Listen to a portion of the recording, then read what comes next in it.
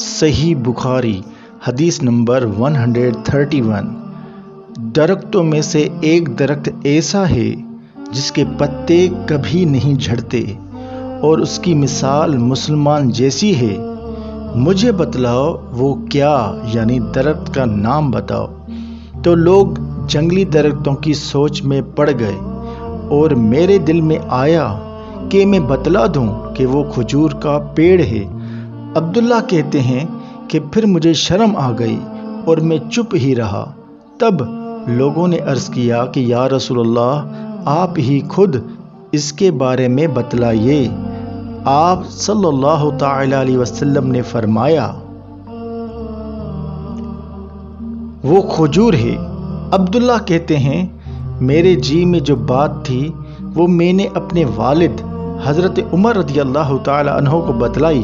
وہ کہنے لگے اگر تو اس وقت کہہ دیتا تو میرے لیے ایسے ایسے قیمتی سرمایے سے زیادہ محبوب ہوتا۔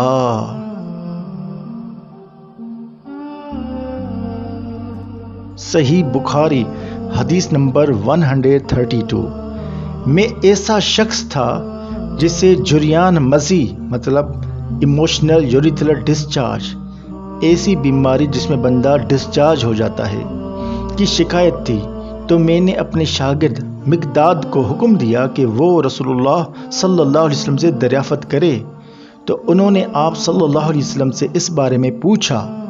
آپ صلی اللہ علیہ وسلم نے فرمایا کہ اس مرض میں غسل نہیں، ہاں وضو فرض ہے۔ صحیح بخاری حدیث نمبر 133۔ ایک مرتبہ ایک آدمی نے مسجد میں کھڑے ہو کر عرض کیا یا رسول اللہ، آپ ہمیں کس جگہ سے احرام باندھنے کا حکم دیتے ہیں؟ تو رسول اللہ صلی اللہ علیہ وسلم نے فرمایا مدینے والے ذوالحلیفہ سے احرام باندھیں اور اہل شام جحفہ سے اور نجد والے قرن المنازل سے۔ ابن عمر رضی اللہ تعالی عنہما نے فرمایا کہ لوگوں کا خیال ہے کہ رسول اللہ صلی اللہ علیہ وسلم نے فرمایا کہ یمن والے یلملم سے احرام باندھیں، اور ابن عمر رضی اللہ تعالی عنہما کہا کرتے تھے کہ مجھے یہ آخری جملہ رسول اللہ صلی اللہ علیہ وسلم سے یاد نہیں۔ صحیح بخاری حدیث نمبر 134۔ ایک شخص نے آپ صلی اللہ علیہ وسلم سے پوچھا کہ احرام باندھنے والے کو کیا پہننا چاہیے؟ آپ صلی اللہ علیہ وسلم نے فرمایا نہ قمیص پہنے، نہ صافہ مطلب ٹربن باندھے، اور نہ پاجامہ، اور نہ کوئی سرپوش اوڑھے، اور نہ کوئی زعفران اور ورس کائنڈ آف پرفیوم، ایک پرفیوم کا قسم ہے، سے رنگا ہوا کپڑا پہنے، اور اگر جوتے نہ ملیں تو موزے پہن لے اور انہیں اس طرح کاٹ دے کہ ٹخنوں سے نیچے ہو جائیں۔ صحیح بخاری حدیث نمبر 135۔ رسول اللہ صلی اللہ علیہ وسلم نے فرمایا جو شخص حدث it means passes urine stool اور ونڈ مطلب ریح خارج کرنا، اس کی نماز قبول نہیں ہوتی جب تک وہ دوبارہ وضو نہ کر لے۔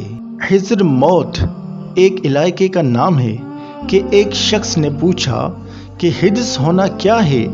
آپ صلی اللہ علیہ وسلم نے فرمایا کہ پاخانے کے مقام سے نکلنے والی آواز والی یا بے آواز والی ہوا مطلب ریح خارج ہونا۔ ویڈیو دیکھنے کے لیے شکریہ۔ ویڈیو شیئر لازمی کیا کریں اور ثواب کمائیں انشاءاللہ عز و جل۔